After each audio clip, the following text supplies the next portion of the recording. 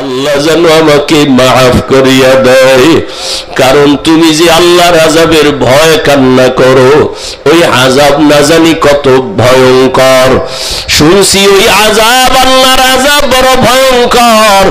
দুনিয়ার সূর্যের গরমই সহ্য করা যায় না, আল্লাহর আযাব তো আরো কঠিন। সূর্যটা মাথার উপরে আসবে, গুনাহগারের মাথার মগজগুলো টাস টাস করিয়া ফাটিয়া যাবে। ওই জাহান্নামের আযাব আমি কেমন করে সহ্য করব? ও আল্লাহর বান্দি, তুমি আমার জন্য দোয়া করিও। টাকাগুলো নিয়ে সন্তানের দাও, আমার কাছে আর ফেরত দেওয়া লাগবে না। আল্লাহর বান্দা তওবা খাঁটি অন্তরে করিয়া আল্লাহর ভয়ে গুনাহ মুক্ত জীবনে তৈরি হয়ে গেল। এখন থেকে আর জীবনে কোনো গুনাহই করবে না। কিছুদিনের মধ্যে আল্লাহর বান্দা হঠাৎ অসুস্থ হইয়া দুনিয়া থেকে বিদায় নিয়ে গেল। ওই সময়ের নিয়ম ছিল একটা, আল্লাহর কুদরত, দুনিয়ার কোন মানুষ মারা যাওয়ার পরে তার বাড়ির দরওয়াজায় একটা লেখা উঠতো। কে লিখতো কারো জানা নাই। ভালো আমল নিয়ে গেলে লেখা উঠতো লোকটা ভালো, আবার খারাপ মানুষ গুনাহগার মারা গেলে তখন তার বাড়ির গেটে লেখা থাকতো লোকটা বড় খারাপ। এই জিনাকার, এই জাহান্নামী বান্দার ইন্তেকাল হয়ে গেল। এলাকার সব মানুষগুলো বড় খুশি, এলাকার বড় জালেম, বড় গুনাহগার দুনিয়া থেকে চলে গেছে। কিন্তু দেখার জন্য সবাই দৌড়ায়, বাড়ির গেটে লেখা দেখবে খারাপ ছিল কিনা। বাড়ির গেটে মানুষজন যখন আইসা হাজির, দেখে লেখা আছে আরবিতে, কদ গফারাল্লাহু লিল কিফলানা ইন্নাকা আনতাল আলিমুল হাকিম রব্বি ইশরাহ লি সাদরি ওয়া ইয়াসসির লি আমরি ওয়াহলুল উকদাতাম মিন লিসানি ইয়াফকাহু কওলি। আল্লাহ পাকের প্রিয় বান্দা হযরত মুহাম্মদুর রাসূলুল্লাহ সাল্লাল্লাহু আলাইহি ওয়া আলিহি ওয়াসাল্লামের প্রিয় উম্মতগণ,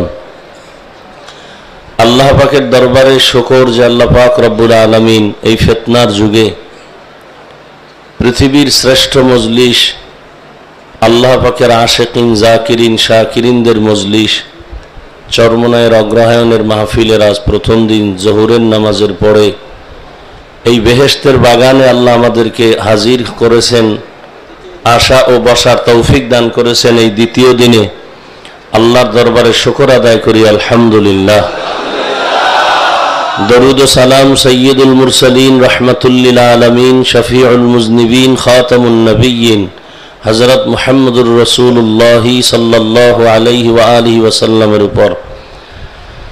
এখানে আসার মূল কারণ আল্লাহর পরিচয় লাভ করা। মূলত দুনিয়াতে আল্লাহ মানুষকে পাঠাইছেনই তার পরিচয়ের জন্য। আল্লাহ বলেন, ওয়ামা খালাকতুল জিন্না ওয়াল ইনসা ইল্লা লিয়াবুদুন। মানুষ আর জিনকে আল্লাহ পাঠানোর একমাত্র কারণ তার ইবাদত। লিয়াবুদুনের ব্যাখ্যায় অনেকে লিখেছেন আয় লিয়ারিফুন, আল্লাহর মারিফত অর্জন করার জন্য। আর এই আল্লাহকে পাওয়ার জন্য, তার পরিচয় নেওয়ার জন্য আল্লাহর প্রিয় গোলাম যারা, আল্লাহর প্রিয় বান্দা যারা, আহলুল্লাহ ওলিয়ে কামেল যারা, এদের নেক নজর ছাড়া সম্ভব না। সংক্ষিপ্ত দোয়া নিতে আসছি এবং দু চারটি কথা বলার নিয়তে কোরআনে হাকিমের যে আয়াত পড়েছি। আল্লাহ পাক বলেন, দুনিয়ার মানুষকে আমি পরীক্ষা করার জন্য পাঠিয়েছি। ওয়ালানাবলুওয়ান্নাকুম বিশাইইম মিনাল খাউফি ওয়াল জু'। অবশ্যই আল্লাহ বলেন, আমি মুমিনকে পরীক্ষা করবই করব। ভয়ের মাধ্যমে, ক্ষুধার মাধ্যমে, সম্পদের ঘাটতির মাধ্যমে, জানের ঘাটতির মাধ্যমে, ওয়াসসামারাত ফলের ঘাটতির মাধ্যমে। অবাশশিরিস সাবিরিন, সুসংবাদ তাদের জন্য যারা সাবিরিন, ধৈর্য ধারণকারী। ধৈর্য ধারণ করার মতো যাদের এই যোগ্যতা থাকবে তারাই কেবল এই পরীক্ষায় পাশ করবে। ধৈর্য ধারণ করার মতো যোগ্যতা যাদের মধ্যে আসবে না, তারাই পরীক্ষায় পাশ করা অসম্ভব হয়ে যাবে। ধৈর্য অনেক দামি একটা সম্পদ। ধৈর্য আবার তিন প্রকার। ইবাদতের বেলায় ধৈর্য, মুসিবতের বেলায় ধৈর্য, গুনাহের ক্ষেত্রে ধৈর্য। ধৈর্য ধারণকারীর জন্য আল্লাহ মহা দুটা পুরস্কারের ঘোষণাও দিয়েছেন। এক নাম্বার একটা পুরস্কার আল্লাহ দুনিয়াতে দিবেন, আর একটা বড় পুরস্কার কিয়ামতে আল্লাহ দিবেন। দুনিয়ার পুরস্কার আল্লাহ বলেন আমি ধৈর্য ধারণকারীর সাথী হয়ে থাকবো, বন্ধু হয়ে যাব। আর কিয়ামতের দিনের পুরস্কার আল্লাহ বলেন আমি তাকে বিনা হিসাবে জান্নাত দিব। ইন্নামা ইউওয়াফাস সাবিরুনা আজরাহুম বিগাইরি হিসাব। কিয়ামতের দিন আল্লাহ বেগাইরে হিসাব ধৈর্য ধারণকারীদেরকে জান্নাত দিয়ে দিবেন। তো মুসিবত আসাটা অনেক ক্ষেত্রে মুমিনের জন্য নেয়ামত। আল্লাহ ওয়াদা করেছেন মুমিনকে পরীক্ষা করবেনই করবেন, ভয়ের মাধ্যমে। এক নাম্বার, চার মাযহাবের চার ইমামের একজন ইমাম ইমাম শাফিঈ রাহমাতুল্লাহ আলাইহি বলেন এখানে ভয় দ্বারা উদ্দেশ্য হলো আল্লাহর ভয়। আল্লাহর ভয় মানে এই ভয়ের কোরআনের ভাষায় ভয়কে বলে তাকওয়া, ভয়কে বলে খৌফ, ভয়কে বলে খশিয়া। আল্লাহকে ভয় করার মানে হলো বান্দা ইচ্ছা করে গুনাহ করবে না, গুনাহ যদি অনিচ্ছায় হয়েও যায় তওবা করতেও দেরি করবে না, হলো আল্লাহর ভয়। হর কে দারদ খৌফে হক দরদিল মাদাম জান্নাতুল মাওয়া দেহাদ উরা মাকাম। আল্লাহর ভয়, আল্লাহর ভয়ে বান্দা গুনাহ ছাড়বে। ওয়া আম্মা মান খাফা মাকাম রাব্বিহি ওয়া নাহান নাফসা আনিল হাওয়া ফাইন্নাল জান্নাতা হিয়াল মাওয়া। আল্লাহর আদালতে দাঁড়াইয়া হিসাব দেওয়ার ভয়। যারা নিজেদেরকে দুনিয়াতে গুনাহের থেকে বাঁচায় রাখবে আল্লাহ বলেন আমি তাদেরকে শান্তির ঠিকানা দিব, জান্নাতুল মাওয়া। আল্লাহর ভয় যতক্ষণ পর্যন্ত অন্তরে আসবে না ততক্ষণ পর্যন্ত বান্দা গুনাহ ছাড়তে পারবে না। এজন্য হাদিস শরীফে নবীজি বলেন যে ভয় আর আশা এই দুইয়ের সমষ্টি হলো ঈমান। ভয়ও থাকতে হবে, রহমতের আশাও থাকতে হবে। যে ব্যক্তি রহমতের আশা করবে সে নেক আমলের দিকে আগ্রহী হবে, আর গুনাহের ভয় যার অন্তরে থাকবে সে আল্লাহর আযাবের ভয় সে গুনাহ ছাড়তে বাধ্য হবে। বয়ান চলতেছে, বরকতি জায়গায় আসছি, কিন্তু এখান থেকে বের হইলে আবার পরিবর্তন, দুনিয়ামুখী হয়ে যায়, পরিবেশ ভিন্ন হয়ে যায়। এজন্য আল্লাহর কাছে বেশি বেশি তৌফিক চাওয়া যে আল্লাহ ইস্তেকামতের মাকাম দান করেন। প্রত্যেক নামাজেই আমরা পড়ি ইহদিনাস সিরাতাল মুস্তাকিম। আয় আল্লাহ সঠিক সহজ সরল জান্নাতের পথ চাই, যেটা মুস্তাকিম মজবুত, পড়ে যাব না। ইস্তেকামত, আল ইস্তেকামাতু খায়রুম মিন আলফি কারামা। মজবুত হইয়া দিনের উপরে থাকা, এই ইস্তেকামতের দাম কত? আল্লাহর প্রিয় বান্দা ওলিয়ে কামেল আহলুল্লাহদের হাজারো কারামত থেকেও ইস্তেকামতের মর্যাদা অনেক বেশি। এজন্য নামাজ পড়ি, রোজা রাখি, পর্দা করি, হালাল খাই, কিন্তু এর উপরে মজবুত হইয়া নিজের অন্তরকে ঠিক রাখা, গুনাহ থেকে ফিরায় রাখা, ইস্তেকামতের সাথে আল্লাহকে হাজির নাজির জেনে চলা। আমি যেখানেই থাকি না কেন আনতা আবুদাল্লাহ কাআন্নাকা তারাহ ফাইন লাম তাকুন তারাহ ফাইন্নাহু ইয়ারাক। আমি আল্লাহর মুহাব্বতের বন্ধনেই আছি। আমি যেখানে যাই হয়তো আমি আল্লাহকে দেখি, না হয় আল্লাহ আমাকে দেখেন। এই চিন্তায় যদি চলি তাহলে আমি খানা খাইতে গেলেও দুনিয়া আমাকে গ্রাস করতে পারবে না। আমি ঘুমের বিছানায় গেল আমাকে দুনিয়া গ্রাস করতে পারবে না। এজন্য আল্লাহ বলেন আমি 5টা জিনিসের দ্বারা মুমিনকে পরীক্ষা করব। 1 নম্বরে আল্লাহর ভয়। আল্লাহর ভয় এর অর্থই হলো বান্দা গুনাহ থেকে নিজেকে বাঁচায় রাখবে। ক্বালান নবী সাল্লাল্লাহু আলাইহি ওয়া আলিহি ওয়াসাল্লাম ইত্তাকু ফিরাসাতাল মুমিন ইত্তাকিল মাহারিম তাকুন আ'বাদান নাস। নবীজি বলেন, হারাম থেকে, আল্লাহর নিষিদ্ধ জিনিস থেকে নিজেকে বাঁচাও, তাহলে আল্লাহর দরবারে মানুষের মাঝেও মর্যাদা বেড়ে যাবে। আল্লাহর এক বান্দি জীবনভর ইবাদতে কাটাইলেন, স্বামী বেচারা অসুস্থ, এমন একটা মুহূর্ত চলে আসলো সন্তানগুলোর খানা দেওয়ার মতো কোনো ব্যবস্থা নাই। আল্লাহর বান্দি আশেকা আবেদা চোখের পানি ছেড়ে কাঁদতেছেন, কামাই রুজি করারও কোনো উপায় নাই। সন্তানগুলো ক্ষুধার তৃষ্ণায় কান্না করে, ওদিকে অন্তরও আল্লাহর ভয়, কোথায় যাব, বেপরদাও হওয়া যাবে না, হারাম খাওয়াও যাবে না।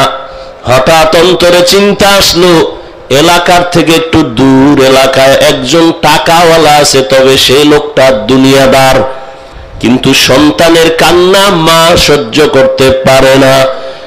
বের হইল চিন্তা করে, বের হইয়া ওই টাকাওয়ালা বড় লোকের বাড়ি চলে গেল।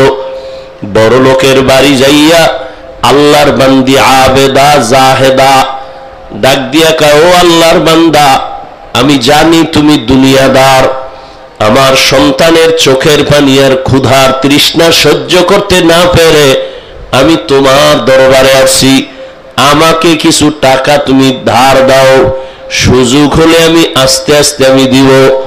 বলে, না, টাকা দিতে পারবো, ধার না, এমনিই দিব, তবে একটা শর্ত, তুমি আমাকে রাত্রটা, তোমার দেহটা আমাকে দিবা, আমি দেহ ব্যবহার করব। আল্লাহর বান্দি আল্লাহর মোহাব্বতের চিন্তায় পাগল হয়ে গেল।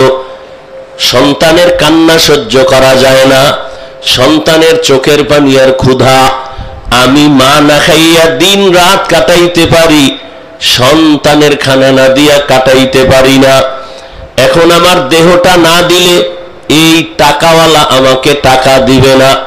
চিন্তা করিয়া হঠাৎ করিয়া অন্তরে আসলো, ঠিক আছে, আমার সন্তানের খানার জন্য টাকা দাও, যদি তুমি আমার দেহটা ব্যবহার করতে চাও আমি রাজি হয়ে গেলাম। আল্লাহর বান্দা কয়, তাহলে চলো। টাকার বান্ডিল পাশে রাইখা রুমের মধ্যে অন্ধকারে ঢুকাইয়া দরওয়াজা জানালা বন্ধ করে দিল। আল্লাহর বান্দা দেখে হঠাৎ ওই দুনিয়াদার গুনাহগার মহিলা চোখের পানি আঁচল দিয়া মুছতেছে আর কাঁদতেছে। আল্লাহর গোলাম দুনিয়াদার ডাক দিয়া কয়, রে বোন, তুমি কেন কান্না করো?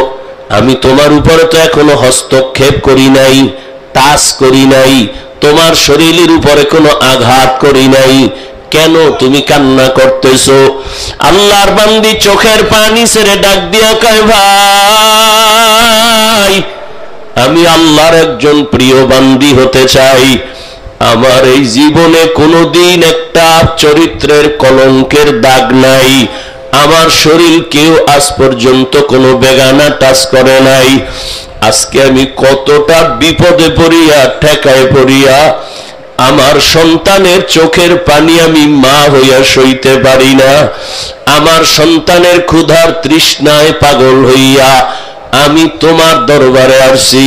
আমি তাকায় দেখতেছি তুমি দরওয়াজা বন্ধ করেছো, তুমি জানালা বন্ধ করেছো, কিন্তু আমি তো যেই মালিকের গোলাম, ওই মালিকের চোখের নজর তো কোনো দরওয়াজা দিয়া বন্ধ করা যাবে না, ওই মালিকের ফাঁকি দেওয়ার কোনো সুযোগ নাই। দুনিয়ার মানুষ আলোতে দেখে, অন্ধকারে দেখে না, আর আমি এমন মাওলা পাকের গোলাম, আমি এমন আল্লাহর আশিক, ওই আল্লাহকে তো ফাঁকি দেওয়া কোনোভাবেই সম্ভব না। এই ভয়ে আমি কান্না করতেছি। আমি এত বছর আল্লাহর ইবাদত করি, জিকির আজকার করি, তেলাওয়াত করি, আল্লাহর আদালতে আমি কেমনে দাঁড়াবো? লজ্জায় আমি ভয় পায় কাঁদতেছি। এই মহিলার চোখের পানি ওই দুনিয়াদার গুনাহগারের অন্তরের মধ্যে একটা দাগ কাটলো। ওই গুনাহগারের হঠাৎ করিয়া দিলের মধ্যে কেমন যেন পরিবর্তন শুরু হয়ে গেল। ওই আল্লাহর বান্দা ডাক দিয়া কয়, ও আল্লাহর বান্দি, তুমি মাত্র জীবনে একটা পুরুষের সামনে দাঁড়াইছো বেগানা এখনো তোমার শরীর টাচ করে নাই, এর মধ্যেই তুমি কান্না করতেছো। আল্লাহর ভয় তোমার মধ্যে এত বেশি, তাহলে আমিও তো একটা মানুষ, আমি তো জীবনে কত মেয়ের গায়ে হাত লাগাইলাম, কত বেগানার সাথে অপকর্ম করলাম, তাহলে তুমি যদি একজনের সামনে এসে এত ভয় পাইয়া কান্না করো, আল্লাহর আযাবের ভয়। আমি তো জীবনে কম অন্যায় করি নাই, আমার চোখ দুইটা বন্ধ করে তাকায় দেখতেছি আমার গুনাহ ছাড়া জীবনে কিছু নাই। গুনাহের কারণে আমার হাত না পাক, আমার চোখ দুটো না পাক, আমার অন্তর না পাক। আমার মতো জাহান্নামের আসামি কেউ নাই। তুমি যদি একটা বেগানার সামনে এসে কান্না করো আল্লাহর আযাবের ভয়, তাহলে তো আমার জীবনটা দিয়া গলায় রশি লাগায় কান্না করা উচিত। যাও যাও, টাকাগুলো নিয়ে সন্তানের খানার আয়োজন করো, আমি তোমার শরীরে আর টাচ করব না, যাও। আর আমার জন্য একটু দোয়া করিও, আল্লাহ যেন আমাকে মাফ করিয়া দেয়। কারণ তুমি যে আল্লাহর আযাবের ভয় কান্না করো, ওই আযাব না জানি কত ভয়ঙ্কর। শুনছি ওই আযাব, আল্লাহর আযাব বড় ভয়ঙ্কর। দুনিয়ার সূর্যের গরমই সহ্য করা যায় না, আল্লাহর আযাব তো আরো কঠিন। সূর্যটা মাথার উপরে আসবে, গুনাহগারের মাথার মগজগুলো টাস টাস করিয়া ফাটিয়া যাবে। ওই জাহান্নামের আযাব আমি কেমন করে সহ্য করব? ও আল্লাহর বান্দি, তুমি আমার জন্য দোয়া করিও, টাকাগুলো নিয়ে সন্তানের দাও, আমার কাছে আর ফেরত দেওয়া লাগবে না। আল্লাহর বান্দা তওবা খাঁটি অন্তরে করিয়া আল্লাহর ভয়ে গুনাহ মুক্ত জীবনে তৈরি হয়ে গেল। এখন থেকে আর জীবনে কোনো গুনাহ করবে না। কিছুদিনের মধ্যে আল্লাহর বান্দা হঠাৎ অসুস্থ হইয়া দুনিয়া থেকে বিদায় নিয়ে গেল।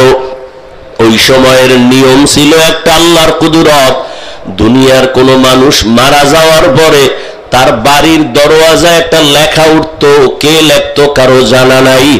ভালো আমল নিয়ে গেলে লেখা উঠতো লোকটা ভালো, আবার খারাপ মানুষ গুনাহগার মারা গেলে তখন তার বাড়ির গেইটে লেখা থাকতো লোকটা বড় খারাপ।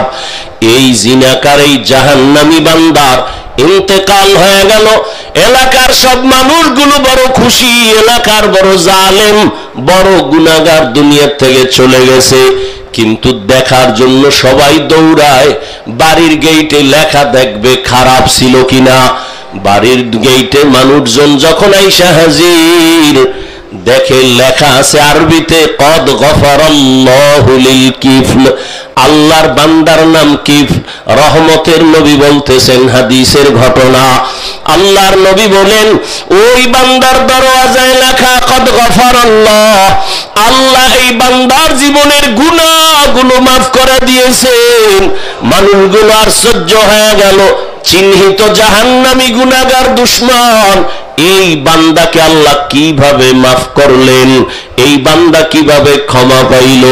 সবাই তদন্ত শুরু করলো, এ তো ক্ষমার যোগ্য না, জীবন ভর গুনাহ করে কাটাইল। আল্লাহর বান্দারা তদন্ত করে ওই আবেদার নারীর খবর নিল। আল্লাহর বান্দির খবর পাইয়া সবাই আল্লাহর বান্দিকে ডাকলো, ডাক দিয়া কয় কি ব্যাপার? বলে হ্যাঁ, কত সত্য, আমি নিরুপায় হইয়া টাকার ধারের জন্য আসছিলাম, আমাকে রুমের মধ্যে যখন ঢুকাইছি আমার সাথে অপকর্ম করবে, আমি আমার আল্লাহর আযাবের ভয় চোখের পানি ছেড়ে যখন কান্না শুরু করলাম, আমার চোখের পানি মনে হয় ওর হেদায়েতের আলো জ্বালায় দিয়েছে।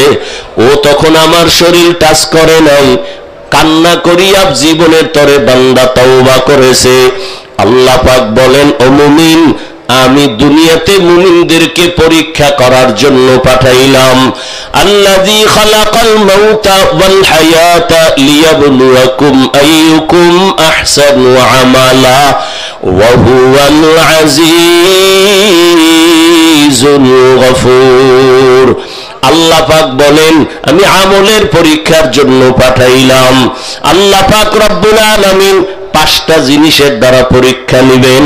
1 নম্বরে ভয়, 2 নম্বরে ক্ষুধা। আল্লাহ পাক খানা না দিয়া ক্ষুধার তৃষ্ণা দিয়া পরীক্ষা নেবেন। স্বয়ং রহমতের নবী, যেই নবী দোয়া করলে উহুদ পাহাড় স্বর্ণ হয়ে যাইত, কিন্তু না, আমার মায়ার নবী জীবনে এত কষ্ট করেছেন, কোনদিন দোয়া করে না ধনী বানায় দাও। মায়ার নবী আর উল্টা দোয়া করেন, হে আল্লাহ আমাকে গরিবী হালাতে বাঁচাইয়ে, আমাকে গরিবী হালাতে মরণ দিয়েন, হাসরের ময়দানে গরিবদের সাথে হাসর করাইয়েন। নবী বলেন, ও গরিবেরা, বড় লোকের বাড়ি গাড়ি দেখে আফসোস করিও না, কিয়ামতের ময়দানে বড় টাকাওয়ালা বাড়িওয়ালার 500 বছর আগে গরিব আল্লাহর জান্নাতে চলে যাইবা। আল্লাহ পাক গরিবদেরকে, মুমিনদেরকে পছন্দ করে পরীক্ষা নিবেন। আল্লাহ ক্ষুধার মাধ্যমে পরীক্ষা নিবেন। রহমতের নবী যদি না খাইয়া পেটে পাথর বাঁধতে পারেন দ্বীনের জন্য, 1 দিন আর 2 দিন না, নবীর আপন বংশের দুশমনেরা 3টা বছর শিয়াবে আবু তালিবের মধ্যে নবীকে গৃহবন্দী করে রাখিয়া নবীরে খানা দেয় না, পানি দেয় না। মায়ার নবী গাছের পাতা চাবাইয়া চাবাইয়া খাইয়া পেটের ক্ষুধা নিবারণ করেছেন।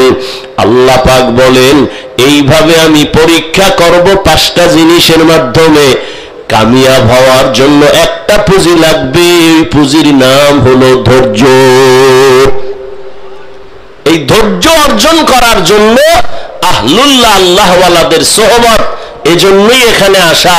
আল্লাহ রাব্বুল আলামিন সাবিরিনদের অন্তর্ভুক্ত করে সমস্ত পরীক্ষায় ঈমানের সাথে পাশ করার, কামিয়াব হওয়ার তৌফিক আল্লাহ আমাকে আপনাদের সকলকে দান করুন, আমিন। ওয়া আখিরু দাওয়ানা আনিল হামদুলিল্লাহি রাব্বিল আলামিন।